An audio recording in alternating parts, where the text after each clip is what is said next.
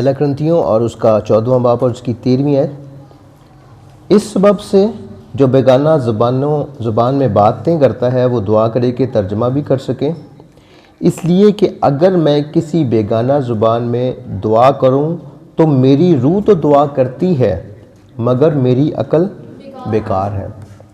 जब लोग जो है गैर ज़ुबान में बात कर रहे होते हैं, दुआ कर रहे होते हैं, तो जो साथ बैठा होता है उसको समझ नहीं आ रही होती है। इवन के जो वो खुद बोल रहा होता है उसको भी नहीं पता चल रहा होता कि मैं क्या बोल रहा हूँ, क्योंकि तर्जमा करने की भी एक नेमत है जो कि दी जाती है। यहाँ पे क्या लिखा है, बस क्या करना चाहिए, मैं रूह से भी दुआ करूँगा और अक्ल से भी दुआ करूँगा, रूह से भी गाऊँगा और अक्ल से भी गाऊँगा। अब जब रूह में हम गैर ज़ुबान तो बोल रहे हैं लेकिन समझ नहीं आ रही है।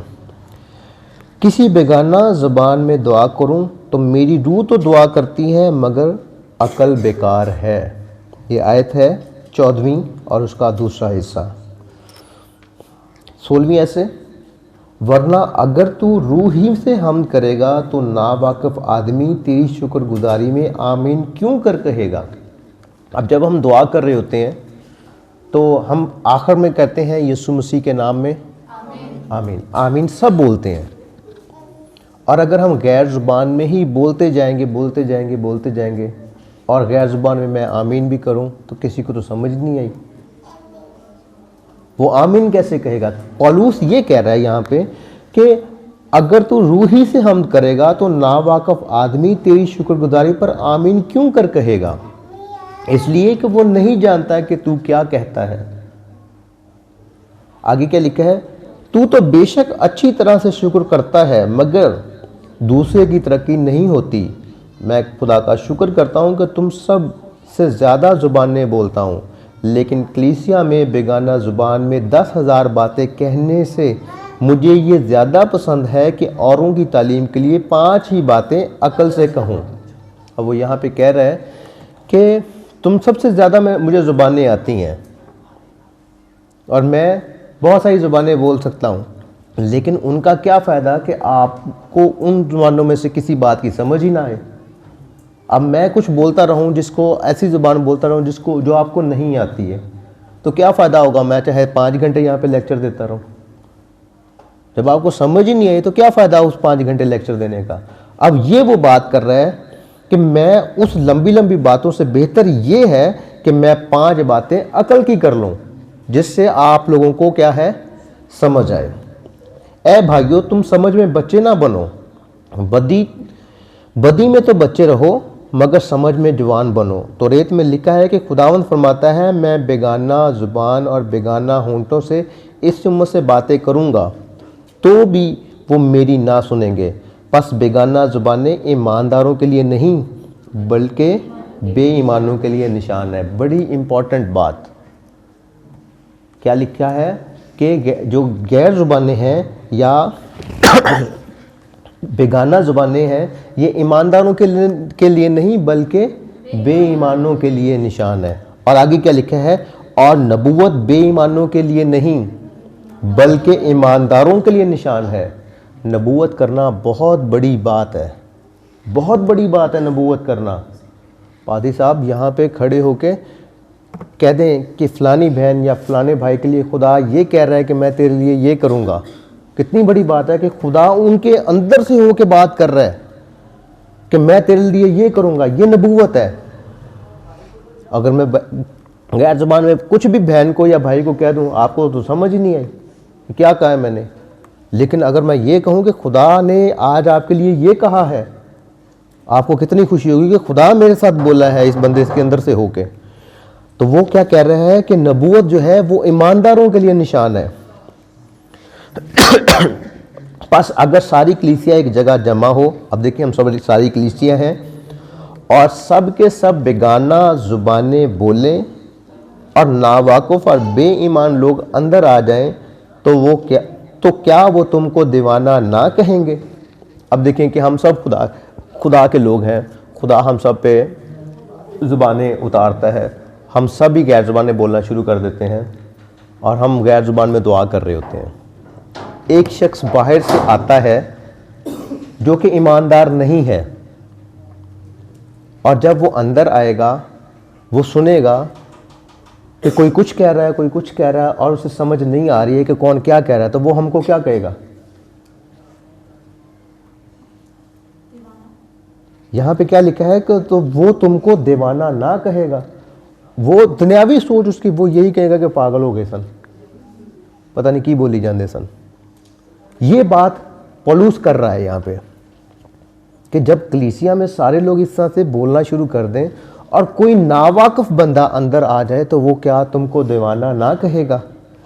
लेकिन अगर तुम सब नबूवत करें और कोई बेईमान या नावाकिफ अंदर आ जाए तो सब उसे कायल कर देंगे। अब देखें, पादी साहब यहाँ पे खड़े होके नबूवत करते हैं और वो नावाकिफ आदमी अंदर आ चुका था और उसने भी सुन लिया कि सामने खड़े बंदे ने फलाने बंदे को ये कहा है, तो वो उसके लिए भी क्या होगा? पैसे बरकत होगा, क्योंकि वो जानना शुरू करेगा कि क्यों ये क्या बात है। और जब सारे लोग उसको बताएंगे कि ये खुदा ने ये बात की है, वो उसका असर होगा कि खुदा इस तरह से भी बातें करता है। और अगर वो बंदे के अंदर जिसके लिए नबूवत की गई है वो बात पूरी हो जाएगी और उस नावाकिफ आदमी को भी पता चल जाएगा कि ये बात कही थी वो पूरी हो गई, तो वो खुदा की तरफ कायल ना होगा कि यहाँ पे तो खुदा कलाम करता है, यहाँ पे तो खुदा जो है अपने खादम के वसीला से बातें करता है।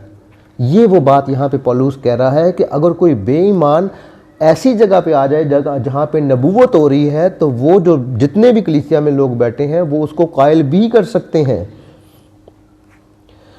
आगे क्या लिखा है? और उसे सब परख लेंगे और उसके दिल के भेद जाहिर हो जाएंगे, तब वो मुंह के बल गिरकर खुदा को सिजदा करेगा और इकरार करेगा कि बेशक खुदा तुम में है, बेशक खुदा तुम में है। इस बात पे वो कायल हो जाएगा कि खुदा तुम में है। अब यहाँ पे पौलुस क्या कहता है? सजेशन एक दे रहा है, एक नसीहत कर रहा है। बस ए भाइयों क्या करना चाहिए? अब यहाँ पे वो एक नसीहत करना लगा है और नसीहत से पहले वो कहने क्या लगा है कि अब देखें कि गैर ज़ुबानें बोली जाती हैं और खुदा के लोग बोलते भी हैं। अब वो ये कह रहा है कि बोलो भी ना, फिर लोग दीवाना कहेंगे, ये करेंगे या वो कहेंगे, और फिर उसने ज़्यादा जोर दिया है नबूवत पे। तो आखिर वो कहने लगा है कि हमें करना क्या चाहिए। क्या कहता है वो? जब तुम जमा होते हो तो हर एक के दिल में मजमूर या तालीम या मुकाशफा या बेगाना ज़ुबान या तर्जमा होता है। सब कुछ रूहानी तरक्की के लिए होना चाहिए। सब कुछ क्या होना चाहिए? रूहानी तरक्की के लिए होना चाहिए। 27वीं आयत, अगर बेगाना ज़ुबान में बातें करना हो तो दो या ज़्यादा से ज़्यादा 3 शख्स बारी बारी बोलें। अब वो कहता है कि अगर बेगाना ज़ुबान बोलनी है तो 2 या 3 के ग्रुप बना लें, तो फिर बारी बारी बोलें। लेकिन एक शर्त भी लिखी है आगे। शर्त क्या है? और एक तर्जमा करे। क्या लिखा है? एक तर्जमा करे। मतलब अगर 2 बोल रहे हैं या 2 का ग्रुप है या 3 का ग्रुप है तो बारी बारी बोल लें, तो एक तर्जमा भी करे। क्यों तर्जमा करें? ताकि पता भी चले कि क्या बोला जा रहा है। तर्जमा यहाँ पे पौलुस रसूल ने इम्पोर्टेंट किया। और फिर आगे क्या कहता है? और अगर कोई तर्जमा करने वाला ना हो, अगर कोई तर्जमा करने वाला क्या है? ना हो, तो बेगाना ज़ुबान बोलने वाला कलीसिया में चुपका रहे। उसने ये नहीं कहा कि चुपका रहे, उसने क्या कहा है? बेगाना ज़ुबान बोलने वाला कलीसिया में चुपका रहे। हाँ, जब वो अकेला दुआ कर रहा है तो वो ज़रूर बोले। क्यों? क्योंकि वो खुदा से बातें करना होता है। जब गैर ज़ुबान में बंदा दुआ कर रहा होता है ना, तो खुदा से बातें कर रहा होता है वो, क्योंकि रूह को तो पता है कि मैं क्या बोलना चाह रहा हूँ। ज़ुबान ही फ़र्क हुई है ना, वो खुदा से बातें हो रही होती हैं। लेकिन यहाँ पे वो कह रहा है कि अगर कलीसिया में बोली जा रही है तो ज़रूरी है कि अगर तर्जमा करने वाला नहीं है तो फिर क्या किया है? तो फिर वो जो ज़ुबान बोलने वाला है वो चुपका रहे और अपने दिल से खुदा से बातें करे। चुपका रहे और अपने दिल से खुदा से बातें करे। अब आएंगे हम इमाल पे। अमाल पे क्या हुआ था? इमाल की किताब और उसका 4था बाब। हमने ये बात सुन ली, पौलुस क्या कह रहा है कि गैर ज़ुबानें जब भी बोलें तो तर्जमा करने वाला होना चाहिए, और अगर तर्जमा करने वाला नहीं है तो कलीसिया के अंदर ना बोला जाए, गैर ज़ुबान में बात ना की जाए, ताकि जो नावाकिफ़ लोग हैं उनके दिल में कोई सवाल ना आए। इमाल और उसका दूसरा बाब, ईद पेंतिकोस का ये हवाला है, जिसे ईद पेंतिकोस के दिन के लिए यहाँ पे लिखा भी हुआ है। मैं पढ़ने लगा हूँ, ज़रा ध्यान कीजिएगा बातों पे। जब ईद पेंतिकोस का दिन आया तो वो सब एक जगह जमा थे कि यकायक आसमान से ऐसी आवाज़ आई जैसे ज़ोर की आंधी का सुनाटा होता है, और उससे सारा घर जहाँ वो बैठे थे गूंज गया। गौर कीजिएगा, जब ईद पेंतिकोस का दिन आया, हमारे अंदर ना बड़ा एक कॉन्सेप्ट बड़े ना अजीब से बने हुए हैं कि ईद पेंतिकोस वाले दिन जो है रूह आया था। ईद पेंतिकोस वाले दिन क्या था? रूह आया था। ये हमारा कॉन्सेप्ट है। बाइबल का कॉन्सेप्ट क्या है? जब ईद पेंतिकोस का दिन आया तो वो सब एक जगह जमा था कि यकायक आसमान से ऐसी आवाज़ आई जैसे ज़ोर की आंधी का सुनाटा होता है। अब गौर करें, पहले आई क्या है? आवाज़। आवाज़ आई है ना। अब जब आवाज़ आती है तो क्या होता है? क्या सुनाटा हो सकता है वहाँ पे? मैं बोल रहा हूँ ना, सुनाटा तो ख़त्म हो रहा है, सुनाटा होता है। अब यहाँ पे ये भी लिखा हुआ है जैसे ज़ोर की आंधी का सुनाटा। सुनाटा, बिल्कुल खामोशी। और ज़ोर की आंधी, ज़ोर की आंधी में सुनाटा होता है? बातें अजीब है कि नहीं? ज़ोर की आंधी का सुनाटा। अब आप कभी गौर कीजिएगा कि जब आंधी आती है ना, रात के वक्त कभी आंधी आए, और आंधी आने के बाद आप वो जो खामोशी है ना, वो है सुनाटा। एक तिनका भी गिरेगा तो उसकी भी अलग से एक आवाज़ आएगी, सुनाटा। यहाँ पे लिखा है कि एक ऐसी आवाज़ आई जैसे ज़ोर की आंधी का सुनाटा होता है। और उस सुनाटे के अंदर खुदा जब बोलता है तो सिर्फ उसके लोग ही सुन सकते हैं जिनसे वो बात कर रहा है, क्योंकि सुनाटे में आवाज़ होती है, उस आवाज़ हो ही नहीं सकती है। सुनाटे में आवाज़ हो ही नहीं सकती है, क्योंकि अगर सुनाटा है तो आवाज़ होती नहीं है, तो अगर आवाज़ है तो फिर सुनाटा नहीं है। जोर की आंधी का सुनाटा होता है। और आगे क्या लिखा है? और उससे सारा घर जहां वो बैठे थे गूंज गया। अब गूंज की एक अपनी आवाज़ होती है, तो अगर गूंज है तो सुनाटा फिर नहीं है। आगे क्या लिखा है? और उन्हें आग के शोला की सी फटती हुई, आगे क्या लिखा है? ये कौन सी जुबानें थी? ये कटी हुई जुबानें थी जो कि नजर आ रही थी। ये जुबान तो नहीं थी ना जो कि हमारे जिस्म का हिस्सा है। कौन सी जुबान थी? लैंग्वेज। तो लैंग्वेज किसको नजर आती है? आप में से किसी ने कभी कोई लैंग्वेज देखी? अब यहां पे ये लिखा हुआ है कि उन्हें आग के शोला किसी फटती हुई जुबानें दिखाई दी। जुबानें नजर आई हैं वहां पे। और आगे क्या लिखा है? और उनमें से हर एक पर आ ठहरी। वो जुबानें जो थी वो हर एक पर ठहरी। अब ये कंफ्यूजन है कि ये रूह आके सब पे ठहरा था, तो यहां पे क्या लिखा हुआ है? क्या ठहरी थी? रूह तो ऑलरेडी उनके अंदर था। रूह ऑलरेडी अंदर था। अभी मैंने पहले बात की ना कि फौंका तो रूह चला गया बंदे के अंदर। रूह ऑलरेडी था, लेकिन वो यहाँ पे ख़ास तौर पे खुदा के लिए बैठे हुए थे। और जब आप खुदा के घर में आते हैं और जब आप खुदा में मसरूर होते हैं, उस वक़्त आपकी आंखें खुली होती हैं कि बंद होती हैं? क्यों बंद होती हैं?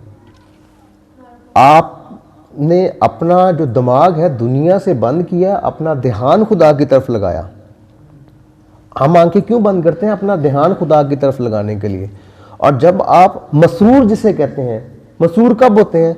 जब आप ध्यान खुदा की तरफ मुकम्मल तौर पे लगा लेते हैं, उस वक़्त वो रूह जो आपके अंदर है वो काम करना शुरू कर देता है कि अब ये खुदा को जानना चाह रहा है, उसके साथ मुलाकात करना चाह रहा है। और हम आंखें बंद करके जो रूह हमारे अंदर होता है ना, वो ही हम महसूस करना शुरू कर देते हैं। और फिर हमें यूं लगता है कि वो हमारे अंदर पाक रूह है। फिर हमें लगता है कि हमारे अंदर पाक रूह आया था। फिर हम ये कहते हैं कि हमारे अंदर पाक रूह आया था, हमने उसको महसूस किया। अब यहां पे ज़बानें उनमें से हर एक पर 8 ठहरी और वो सब रूह कुद्दस से। यहां पे क्या लिखा है?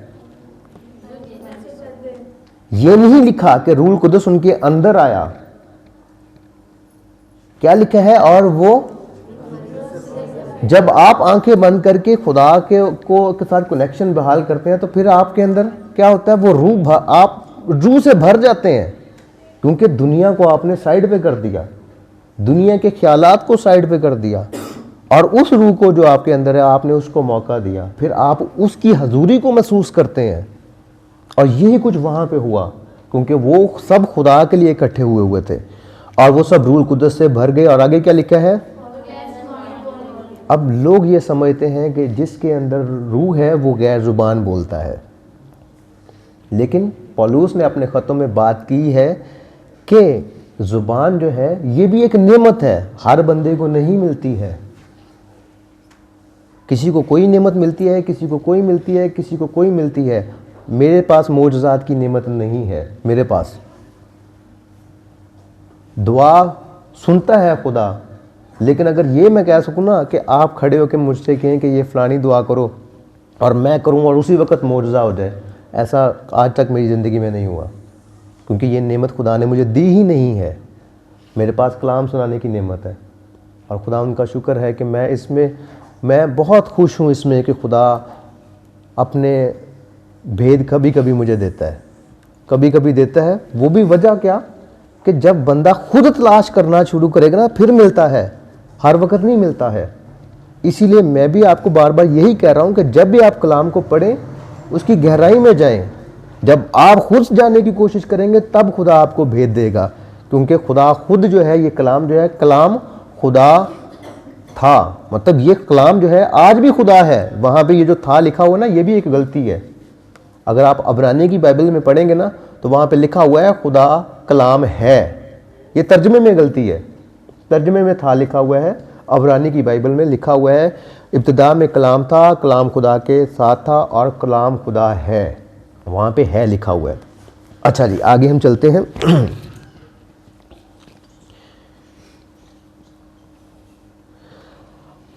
और वो सब रूह कुद्दस से भर गए और गैर जुबानें बोलने लगे, जिस तरह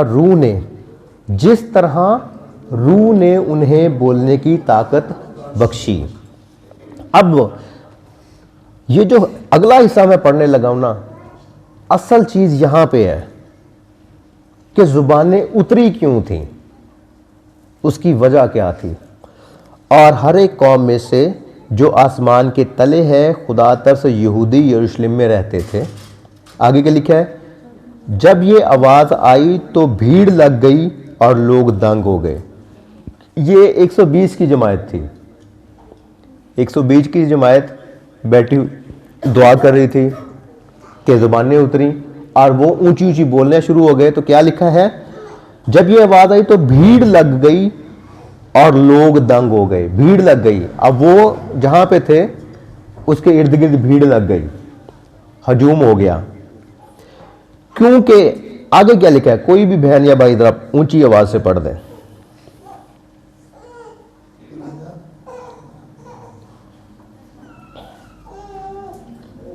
जहां से मैं छोड़ूंगा वहां से पढ़ना है। जब ये आवाज आई तो भीड़ लग गई और लोग दंग हो गए, क्योंकि आगे क्या लिखा है, हर एक को यही सुनाई देता था कि ये मेरी ही बोली बोल रहे हैं। हाँ जी,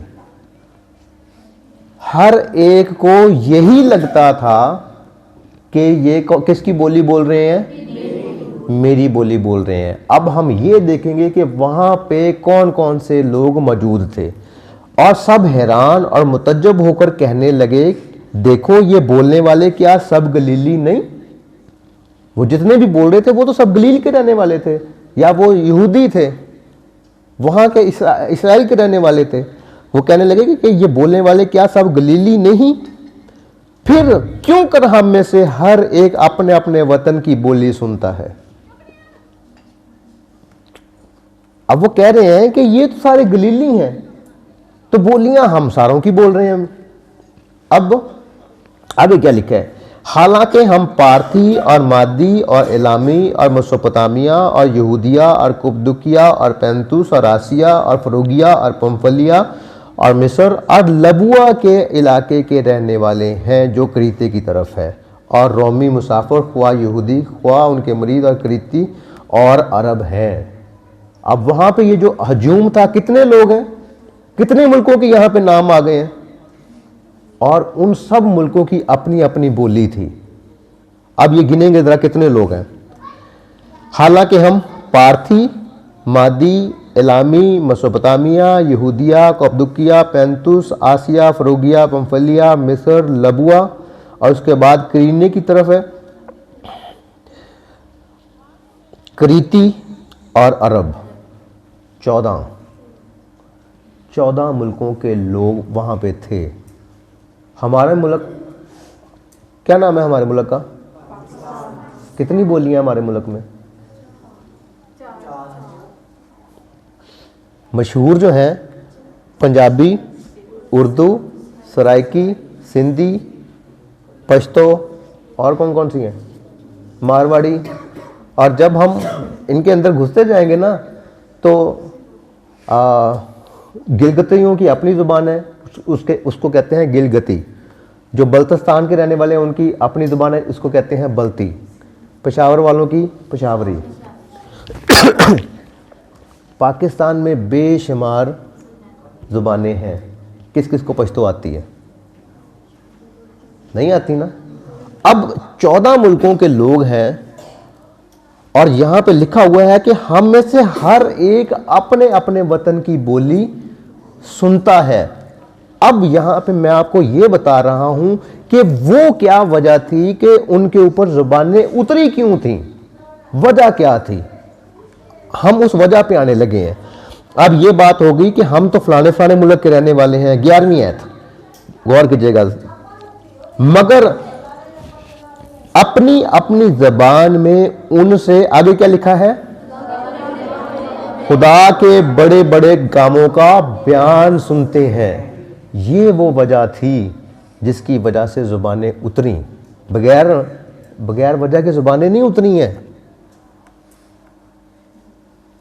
अगर मैं, आप सब उर्दू समझने वाले हैं, मैं बात कर रहा हूं, मैं कलाम सुना रहा हूं उर्दू में, आपके लिए ये अजीब बात नहीं है। लेकिन अगर कोई अंग्रेज जिसको उर्दू आती भी नहीं है, वो इधर यहां पे आके आपको उर्दू में बात करना शुरू कर दे, वो आपके लिए हैरान कुन बात होगी कि इन्हों ते उर्दू आंदी भी नहीं, ते उर्दू च दसन डे आवे।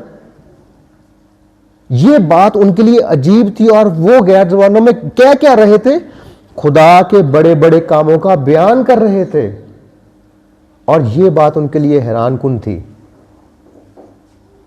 जुबानें, अब आपको समझ आई है कि वहां पे जुबानें क्यों उतरी। उन गैर कामों को क्या पहुंचाने के लिए, खुदा के बड़े बड़े काम पहुंचाने के लिए ये जुबानें उतरी हैं। कुछ भी खुदा करता है तो वो बेमकसद नहीं करता है, वो हर काम के पीछे उसका कोई ना कोई मकसद होता है, और उस मकसद को इस्तेमाल करने के लिए वहां पे उन लोगों पर जुबानें उतरी, और उन जुबानों को वसीला से खुदा के बड़े बड़े काम लोगों ने अपनी जुबान में सुने। और ये उनके लिए अजीब था कि इनको तो आती भी नहीं है, तो इसके बावजूद ये कलाम की बड़े बड़े, खुदा के बड़े बड़े कामों का बयान कर रहे हैं। और ये वहाँ पे ये मुनादी हुई थी, खुदा ने अपने कलाम की मुनादी उन 120 लोगों के वसीला से, गैर ज़ुबानों के वसीला से की, और लोगों ने खुदा के कलाम को सुना। और जब वो ये बात उनके लिए अजीब थी तो उन्होंने यकीन भी किया होगा कि ये जो बातें कह रहे हैं ये सच है। हो सकता है वक्ती तौर पे उनके अंदर सिर्फ यकीन थोड़ा सा पैदा हुआ हो, लेकिन ऐसा ऐसा जैसे जैसे वो आगे बढ़े होंगे खुदा ने अपना काम किया होगा। जो लोग ये समझते हैं कि पाकरू का मतलब ये है कि गैर ज़ुबान भी होना चाहिए, तो ये बात कलाम के मुताबिक दुरुस्त नहीं है।